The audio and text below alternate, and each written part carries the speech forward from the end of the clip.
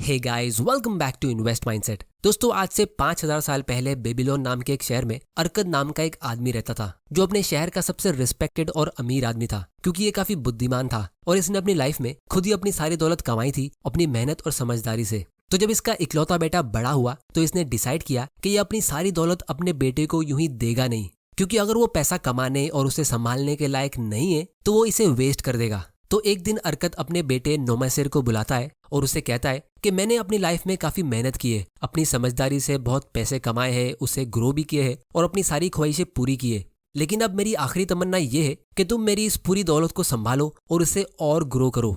लेकिन तुम्हें इस चीज को प्रूव करना होगा कि तुम इस दौलत को संभालने के काबिल हो, और इसीलिए मैं चाहता हूं कि तुम इस शहर के बाहर जाओ और पूरी दुनिया को बताओ कि तुम्हारे अंदर क्या काबिलियत है। और तुम्हारी इस शुरुआत के लिए मैं तुम्हें 2 चीजें देता हूं जो मुझे अपनी अमीर बनने की जर्नी की शुरुआत में नहीं मिली थी, लेकिन तुम्हें मिल रही है। सबसे पहली चीज है ये सोने के सिक्कों का झोला, जिसे अगर तुम ध्यान से यूज करोगे तो ये तुम्हारी बहुत बड़ी दौलत का बीज होगा। और दूसरी चीज ये 5 लेटर्स है जिसमें मैंने अमीर बनने के 5 गोल्डन रूल्स लिखे हैं। अगर तुम इन गोल्डन रूल्स को पढ़ के अच्छे से समझ लेते हो तो तुम अपनी पूरी जिंदगी काफी आराम वाली जियोगे और तुम्हें पैसों की कभी टेंशन लेने की जरूरत नहीं होगी। अब तुम्हें 10 साल के लिए इस घर से और इस शहर से बाहर जाना होगा इन 2 चीजों के साथ, और 10 साल बाद जब तुम वापस आओगे तो तुम्हें अपना हिसाब किताब देना होगा कि तुमने क्या किया, जिससे मुझे पता चल जाएगा कि तुम मेरी दौलत को संभालने के लायक हो या नहीं। अगर तुमने प्रूव कर दिया तो मेरी सारी दौलत तुम्हारी होगी, लेकिन अगर तुमने अपनी काबिलियत प्रूव नहीं की तो मैं अपनी सारी संपत्ति गरीबों को डोनेट कर दूंगा और तुम्हें अपना रास्ता खुद ढूंढना होगा। तो तब अरकद का बेटा नोमासिर उन 2 चीजों को लेके, यानी सोने के सिक्कों का बैग अच्छे से पैक करके और उन लेटर्स को एक कॉटन के कपड़े से लपेट के घर से निकलता है, और उसकी माँ उसको एक गुलाम और कुछ घोड़े दे देती है उसकी सेफ्टी के लिए। फिर एग्जैक्ट 10 साल होने के बाद नोमासिर वापस अपने घर आता है और देखता है कि उसके पिताजी काफी बूढ़े हो गए, लेकिन उसे वापस आता हुआ देख के उसके पिताजी काफी खुश होते, और इसी खुशी में अरकद अपने सारे दोस्तों और रिश्तेदारों को डिनर पे बुलाता है। फिर जब उनका डिनर हो जाता है तो वो सब नोमासिर की तरफ देखते और उसके मॉम डैड भी अपनी चेयर पे बैठ के नोमासिर को सामने खड़ा करते और उसे पूछते कि उसने इन 10 सालों में क्या किया। तो नोमासिर बताता है कि उसने शादी कर ली और वो अपनी बीवी और 2 छोटे बच्चों को भी लेके आया है, और कहता है कि पिताजी, मैं आपकी होशियारी और बुद्धिमानी को सलाम करता हूँ। 10 साल पहले मेरे पास कुछ भी नहीं था और आपने एक बहुत ही अच्छे पिता होने के नाते मुझे एक सोने के सिक्कों का बैग दिया और साथ में एक उससे भी ज्यादा कीमती चीज दी जिसकी कीमत मैं उस वक्त समझ नहीं पाया, और इसीलिए जब मैं बाहर गया तो मेरे हाथ से वो सोने के सिक्कों का बैग इतना जल्दी दूर चला गया जैसे एक बच्चे के हाथ से एक खरगोश भाग जाता है, क्योंकि उसको पता नहीं होता है कि उस खरगोश को संभाला कैसे जाए। तो ये सुन के उसके पिताजी हंसने लगे। फिर नोमासिर कहता है कि सबसे पहले मैं निनेवे नाम के एक शहर में गया, क्योंकि वो शहर काफी तेजी से आबाद हो रहा था, तो मुझे लगा कि वहां पे पैसे कमाने की बहुत सारी अपॉर्चुनिटी होगी। तो जब मैं उस शहर में एंटर कर रहा था तो मुझे 2 लोग मिले जो काफी फ्रेंडली थे। तो उसमें से पहला वाला बोला कि इस शहर में एक आदमी रहता है जिसके पास एक घोड़ा है और वो हर हफ्ते एक घोड़े की रेस लगाता है, और जो उस रेस में उसे हरा देता है तो वो उसके बदले उनको बहुत बड़ी कीमत देता है। तो दूसरा वाला बोला कि मेरे पास एक जवान अरबी घोड़ा है जो काफी तेज भागता है, लेकिन मेरे पास पैसे नहीं है। अगर मेरे पास पैसे होते तो मैं जरूर उस आदमी से कंपटीशन लेता और जीत जाता, क्योंकि मैंने सुना है कि उसके पास कोई साधारण सा घोड़ा है जो मेरे घोड़े से इतना तेज नहीं भागता है। तो इतने में नोमासिर कहता है कि मेरे पास पैसे है, तुम अपने घोड़े को रेस में लेके आओ, मैं तुम्हें घोड़े पे शर्त लगाने के लिए पैसे देता हूँ और फिर हम आधा आधा प्रॉफिट लेंगे। तो जब एक्चुअली में घोड़ों की रेस होती है तो नोमासिर का घोड़ा बहुत ही बुरी तरह हार जाता है और उसे बहुत सारे सोने के सिक्के देने पड़ते। फिर कुछ दिनों बाद उसे पता चलता है कि वो 2 लोग उस हॉर्स रेस वाले के पार्टनर ही थे जो अपने प्रॉफिट शेयर कर रहे थे। मतलब वो लोग उसके पार्टनर बनने का दिखावा कर रहे थे, लेकिन एक्चुअली में वो दूसरे आदमी के पार्टनर थे, और वो लोग ऐसे ही नए नए सफर करने वाले लोगों को ढूंढते थे, उनको बातों में फंसाकर उनको बेवकूफ बनाते थे। फिर नोमासिर अपने पिताजी को कहता है कि मुझे लगा उसके बाद मैं चौकन्ना हो जाऊंगा, क्योंकि मैंने ठान लिया था कि मैं और पैसे बर्बाद नहीं करूंगा, लेकिन ये तो मेरे बेवकूफ बनने की शुरुआत थी। क्योंकि फिर कुछ ही दिनों बाद मैं एक दूसरे आदमी से मिला जिससे बात करके मुझे पता चला कि वो भी एक अमीर फैमिली से बिलोंग करता है और वो कोई जगह ढूंढ रहा है सेटल होने के लिए। और उसे पता चला कि पास के एक गांव में एक बिजनेसमैन मर गया है जिसके पास बहुत सारे कपड़े और गुड्स थे जिसका वो बिजनेस करता था। तो उस बिजनेसमैन की बीवी उन सब गुड्स को काफी सस्ते प्राइस पे सेल कर रही है और लोग उसे खरीद नहीं रहे क्योंकि किसी के पास उतने पैसे है नहीं। तो नोमासिर का वो न्यू फ्रेंड कहता है कि हम इन सारे गुड्स को खरीद लेते ताकि हम बाद में इसे अच्छे प्रॉफिट में सेल करेंगे और फिर हम पार्टनरशिप में इस बिजनेस को ग्रो करेंगे। तो ये आइडिया नोमासिर को काफी अच्छा लगता है, लेकिन वो आदमी कहता है कि मैं अभी अपने साथ पैसे लाया नहीं हूँ, तो तुम अभी ये गुड्स खरीद लो, मैं अपने शहर जाके गोल्ड लेके आता हूँ और तुम्हें अपना आधा पेमेंट कर दूंगा। तो नोमासिर उसकी बात सुन के पूरा पेमेंट करके वो सारा गुड्स अपने पास रखता है और उस आदमी का वेट करता है। लेकिन काफी टाइम गुजरने के बाद वो आदमी कभी रिटर्न आता ही नहीं है। और क्योंकि उसे बिजनेस करने का कुछ अता पता होता नहीं है तो वो गुड्स काफी टाइम तक ऐसे ही गोदाम में पड़े हुए होते हैं और फिर अल्टीमेटली उसे वो सब माल और भी सस्ते प्राइस पे सेल करना पड़ता है, जिससे उसका काफी ज्यादा लॉस होता है। और फिर इसके बाद वो ऐसे ही कुछ और गलती करता रहता है और फिर फाइनली नोमासिर के बुरे दिन चालू हो जाते हैं, क्योंकि अब उसके पास कोई भी सोने के सिक्के बचते नहीं है। तो फिर वो एक नौकरी ढूंढने निकलता है, लेकिन उसे काफी ढूंढने के बाद भी कोई अच्छी जॉब नहीं मिलती है, क्योंकि उसके पास कोई स्किल या हुनर नहीं होता है। तो धीरे धीरे करके उसे अपने घोड़े बेचने पड़ते हैं, फिर उसे अपना वो गुलाम बेचना पड़ता है और फिर उसे अपने कपड़े बेचने पड़ते हैं ताकि उसको दिन का एक टाइम का खाना मिल सके। लेकिन फिर धीरे धीरे वो टाइम भी आ जाता है जब उसके पास कुछ भी नहीं होता है, मतलब एक टाइम का खाना भी नहीं। तब उसे उसके पिताजी की बात याद आती है कि अगर तुम्हें इस शहर का सबसे अमीर इंसान बनना है और इज्जत चाहिए तो तुम्हें उससे कमाना होगा। और इसीलिए वो सोचता है कि वो इतना जल्दी गिव अप करेगा नहीं। और फिर फाइनली नोमासिर उन 5 लेटर्स को पहली बार ओपन करता है, क्योंकि अब उसके पास उसके अलावा कुछ बचता ही नहीं है। तो जब वो उसे रीड करता है तो वो अपने आप से कहता है कि काश उसने वो लेटर्स पहले पढ़ लिए होते तो उसे ये दिन देखने नहीं पड़ते। लेकिन खैर गलती तो उससे हो चुकी थी। अब यहाँ तक की कहानी सुन के नोमासिर के रिश्तेदार और उसके मम्मी डैडी काफी टेंशन में आ जाते। तो तब वो अपने पिताजी को बहुत ही प्यार से कहता है कि आपने मुझे सोने के सिक्कों के साथ एक झोला दिया और वो 5 लेटर दिए जो मेरे हिसाब से सबसे ज्यादा वैल्यूबल थे, क्योंकि अब तक मैंने आपको मेरी स्ट्रगल करने की कहानी सुनाई, क्योंकि मैंने आपकी सबसे कीमती चीज को इस्तेमाल नहीं किया था। लेकिन उस दिन मैंने डिसाइड किया कि अब मैं इन 5 गोल्डन रूल्स को दिल से फॉलो करूंगा और अपनी इज्जत आपके लिए कमाऊंगा। तो फिर इसके बाद नोमासिर एक लेबर यानी मजदूरी का काम करता है, जहां से उसे थोड़े से पैसे मिलते हैं, लेकिन क्योंकि पहले उसके पास कुछ भी नहीं था तो उसके लिए वो भी काफी हो जाते। और इसके साथ वो वेल्थ क्रिएशन का पहला रूल भी फॉलो करता है, जो होता है gold comes happily and in increasing quantity to any man who will put by not less than 1/10 of his earnings to create an estate for his future.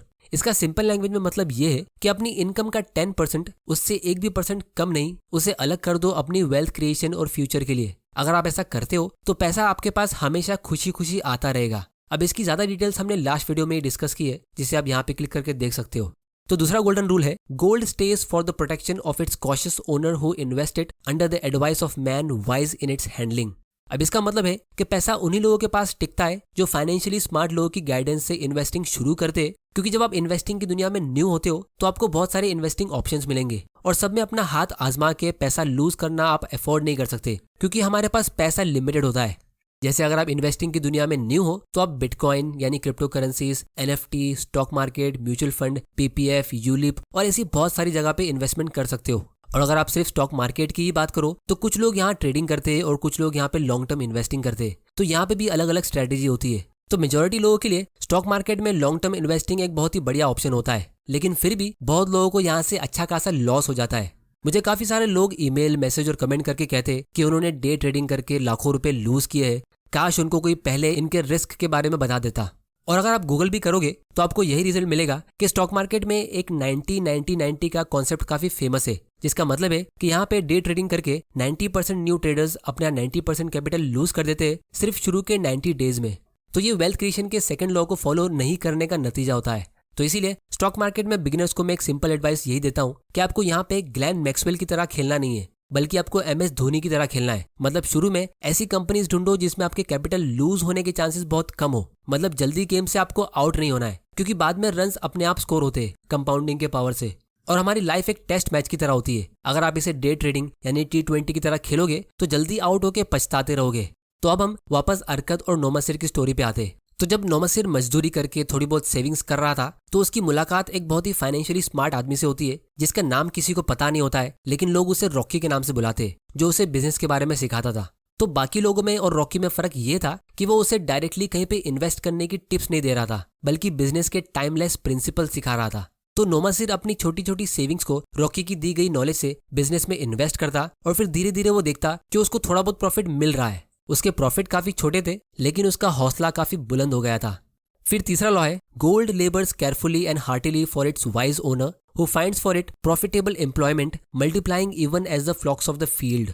जिसका मतलब ये है कि पैसा अपने फाइनेंशियली स्मार्ट मालिक के लिए काफी मेहनत के साथ और दिल से काम करता है और करता रहता है, अगर वो मालिक उन पैसों को कोई अच्छी और प्रॉफिटेबल जगह पे उसे काम पे लगाए, जिसे उस पैसों के बच्चे पैदा होते हैं, मतलब पैसों से और पैसा बनता है, जिसे हम सिंपल भाषा में पावर ऑफ कंपाउंडिंग कहते हैं, जो शुरू में थोड़ा स्लो होता है, लेकिन उसके जरिए एक छोटे से अमाउंट से भी आप एक बहुत बड़ी वेल्थ क्रिएट कर सकते हो। जैसे एग्जांपल के लिए हम यहाँ पे टिकर टेप यूज करते हैं, जहाँ पे आप इंडिया के सारे स्टॉक्स को काफी आसानी से एनालाइज कर सकते हो। इसकी लिंक आपको नीचे डिस्क्रिप्शन में मिल जाएगी, आप वहां जाके इसे चेक कर सकते हो। और अगर आपको स्टॉक्स खरीदने के लिए एक इन्वेस्टमेंट अकाउंट ओपन करना है तो उसकी लिंक भी आपको नीचे डिस्क्रिप्शन में मिल जाएगी। तो 2003 में राकेश झुनझुनवाला ने टाइटन कंपनी में इन्वेस्ट किया था, जब इस कंपनी का शेयर प्राइस 3 रुपए के आसपास था। तो उस टाइम पे ये कंपनी काफी एक्सपांड हो रही थी और नए नए स्टोर्स ओपन कर रही थी। और अभी भी ये कंपनी काफी स्पीड में न्यू सिटीज में अपने स्टोर्स ओपन कर रही है, जो आप इनकी एनुअल रिपोर्ट और इन्वेस्टर प्रेजेंटेशंस में पढ़ सकते हो। और इनका मैनेजमेंट काफी फोकस के साथ ग्रोथ पे ध्यान दे रहा है, न्यू कैटेगरीज और प्रोडक्ट्स लॉन्च होते जा रहे हैं।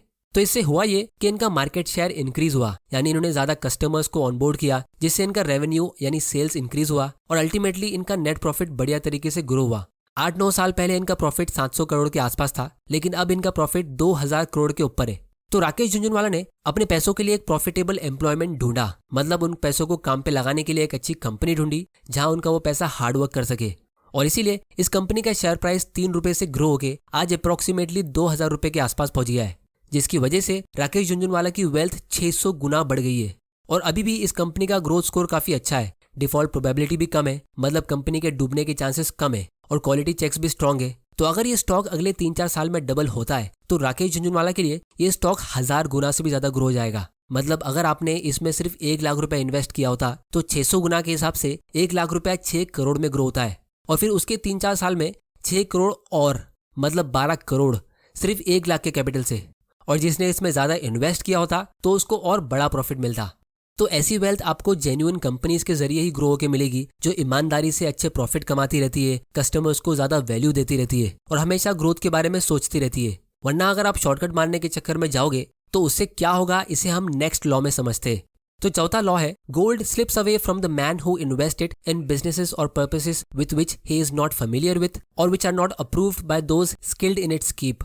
इस रूल का मतलब ये है कि आपको ऐसी जगह इन्वेस्टमेंट करना चाहिए जिसकी आपको नॉलेज है, जिस पे आप अच्छा खासा भरोसा करते हो, या फिर जो नॉलेजेबल लोग होते हैं जो आपको कोई इन्वेस्टमेंट रेकमेंड करते हैं, तो आपको उनकी नॉलेज पे और उन पे ट्रस्ट होना चाहिए। अब दोस्तों, इस रूल को वॉरेन बफे अपने लेटर्स में काफी बार कहते हैं कि we never invest in businesses or places which we fully do not understand, जिसको Warren Buffett circle of competence भी कहते हैं। क्योंकि आपकी लाइफ टाइम में आपको ऐसे बहुत सारे इन्वेस्टमेंट ऑप्शंस मिलेंगे जहां बाकी लोग इन्वेस्ट कर रहे हैं और अमीर बन रहे हैं, लेकिन आपको उसके बारे में इतना पता नहीं होगा। तो ऐसे टाइम पे आपको पहले उन इन्वेस्टमेंट्स को समझना चाहिए, फिर ही उसमें इन्वेस्ट करना चाहिए। क्योंकि मान लो अगर आपने इसी स्टॉक टाइटन कंपनी में ईयर 2000 में इन्वेस्ट किया होता, जब इसका शेयर प्राइस 7 रुपए के आसपास था, तो आपने 2003 में इसे बेच दिया होता जब इसका शेयर प्राइस 2-3 रुपए के आसपास था। क्योंकि 7 रुपए से 2 रुपया मतलब ये 70% का लॉस होता है। तो जिनको बिजनेस की नॉलेज और उसकी अंडरस्टैंडिंग नहीं होती है, तो वो लोग हमेशा मार्केट क्रैश के बीच डर के सेल कर देते। राकेश झुनझुनवाला ने इस स्टॉक में काफी पहले से इन्वेस्ट कर रहा था, ईयर 2000 से भी पहले से, लेकिन जब इसका शेयर प्राइस 2002 और 2003 में गिरा तो उन्होंने इसमें एकदम बड़ा अमाउंट इन्वेस्ट किया। उन्होंने अपनी ऑलमोस्ट पूरी लाइफ टाइम की सेविंग्स इसमें लगा दी, क्योंकि उनको इस कंपनी की इतनी नॉलेज और अंडरस्टैंडिंग थी। तो एक चीज मैंने हमेशा देखी है कि स्टॉक्स सेम होते हैं, लेकिन दो लोगों को अलग अलग आउटकम मिलता है, एक को प्रॉफिट और दूसरे को लॉस। क्योंकि जिसको लॉस मिलता है तो उसने लॉ नंबर 4 फॉलो नहीं किया होता है और उन्होंने किसी भी स्टॉक में कभी भी इन्वेस्ट कर लिया होता है बिना उसको समझे। और फिर फाइनल लॉ है, gold flees the man who would force it to impossible earnings or who follows the seductive advice of tricksters and scammers or who trust it to his own inexperience and romantic desires in investment. अब इस rule का मतलब ये है कि जो लोग अपने इन्वेस्टमेंट से बहुत ही एक्स्ट्राऑर्डिनरी रिटर्न्स एक्सपेक्ट करते, जैसे 21 दिन में पैसे डबल या 1000 रुपया इन्वेस्ट करके 1 लाख रुपए का प्रॉफिट कमाने का सोचते, तो वैसे लोगों के हाथ से जो पैसा उनके पास ऑलरेडी होता है ना, वो भी उड़ के भाग जाता है। और ऐसी एडवाइस आपको ज्यादातर फ्रॉड इन्फ्लुएंसर्स और स्कैमर्स देंगे, जो आपको पूरी तरह ग्रिड में डुबा के आपसे ऐसे काम कराएंगे। वो लोग आपको स्क्रीनशॉट्स भेजेंगे कि उन्होंने एक ही दिन में 5 लाख रुपए का प्रॉफिट कमाया फ्यूचर्स एंड ऑप्शंस के जरिए, और ये बहुत ही ईजी है, आपको भी करना चाहिए, एक्सेट्रा एक्सेट्रा।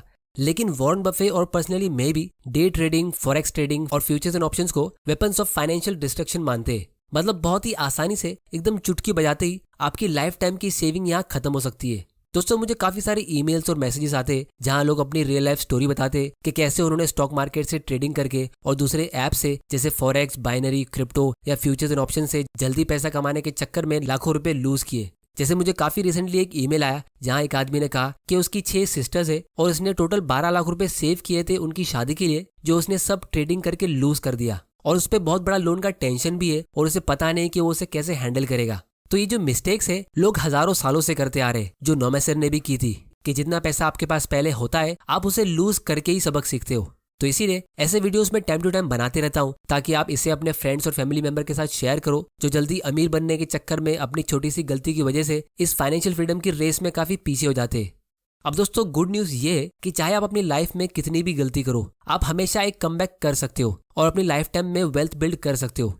तो नोमेसर ने भी अपने 10 साल की जर्नी में बहुत सारी मिस्टेक्स की, जहां वो जल्दी पैसा कमाने के चक्कर में कभी हॉर्स रेस में सट्टेबाजी करता तो कभी खराब बिजनेस में इन्वेस्ट कर देता, जहां वो कुछ पैसे कमा तो नहीं पाया बल्कि उसने वहां पैसे लूज कर दिए। लेकिन उसने हार नहीं मानी और उसने मेहनत करके भले ही मजदूरी करके थोड़े पैसे सेव करके एक्चुअल इन्वेस्टिंग शुरू करी और इन 5 गोल्डन रूल्स को फॉलो करके अपनी बाकी की जिंदगी गुजारी, जिससे अल्टीमेटली हुआ ये कि वो अपने पिताजी से कहने लगा कि अगर तुम मुझे सच में अपनी पूरी दौलत दे देते लेकिन वो 5 गोल्डन रूल्स नहीं देते तो मैं आपकी सारी दौलत तो क्या पूरी दुनिया की सारी दौलत भी काफी जल्दी बर्बाद कर देता। लेकिन आपने ऐसा नहीं किया क्योंकि आप बुद्धिमान हो। फिर नोमसिर अपने गुलाम को इशारा करता है जो एक के बाद एक 6 बड़े बड़े बैग्स लेके सबके सामने रखता है। फिर नोमसिर उसमें से एक बैग उठाता है और उसे खोलता है जिसमें बहुत सारे सोने के सिक्के होते हैं और पब्लिकली सबके सामने उसके पिताजी को कहता है कि आपने मुझे एक सोने के सिक्के का झोला दिया था लेकिन उसके बदले मैं आपको ये बड़ा वाला बैग रिटर्न दे रहा हूँ और इसके साथ में आपने मुझे 5 गोल्डन रूल्स दिए थे जिसका बदला मैं शायद अपनी पूरी जिंदगी भी चुका नहीं पाऊंगा, लेकिन फिर भी मैं आपके लिए 5 एक्स्ट्रा बैग्स लेके आया हूँ जो मैंने आपके रूल्स फॉलो करके अपनी मेहनत से कमाए हैं। और अगर आप मुझे अपनी दौलत नहीं भी देते हो तो भी मुझे इससे कोई अफसोस नहीं होगा क्योंकि अब मैं अपनी जिंदगी में अपनी दौलत खुद कमा सकता हूँ। अगर मेरी दौलत किसी वजह से खत्म हो भी जाती है तो भी मुझे कोई टेंशन नहीं होगा क्योंकि लोग मुझसे मेरे पैसे छीन सकते, मेरा घर मुझसे छीन सकते, लेकिन कोई मुझसे मेरी नॉलेज नहीं छीन सकता।